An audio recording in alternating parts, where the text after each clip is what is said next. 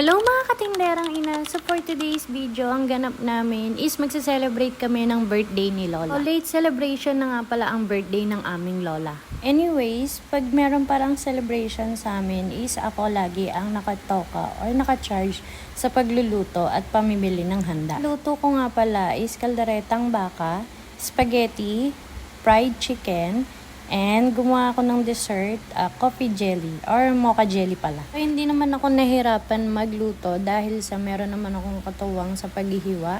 Ang aking katinderang ina na si Mara, so always pag may handaan at nandito siya yung laging naghihiwa ng aking mga recados. Salamat Mara, sa may ayuda lagi kang meron. Mapapansin nyo, napakadami namin. Mga apo lang ni Lola yan. Apo-apo sa tuhod. Anyways, 8 nga pala kaming magkakapatid. So, yung 2 naming kapatid is wala.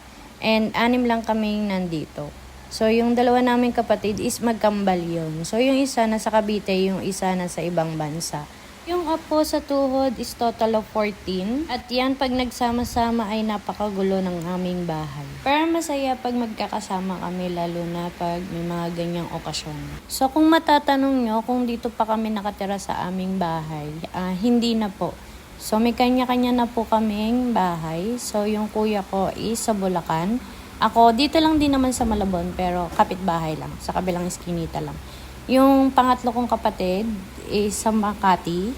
Yung kapatid kong isa umuwi lang dito. Pero sa Makati siya tumutuloy sa kapatid ko kay Darwin. Then yung kapatid kong isang babae sa Cavite. Yung kakambal niya is nasa ibang bansa. Yung pangalawa sa Malabon pero sa Baritan along Concepcion. Then, yung bunso namin kapatid is sa bahay pa rin namin ni Mama. Ang kinakantahan na nga ng happy birthday si Lola. So, happy birthday, Lola! Anyway, sa the age of 86 is malakas pa rin naman si Lola.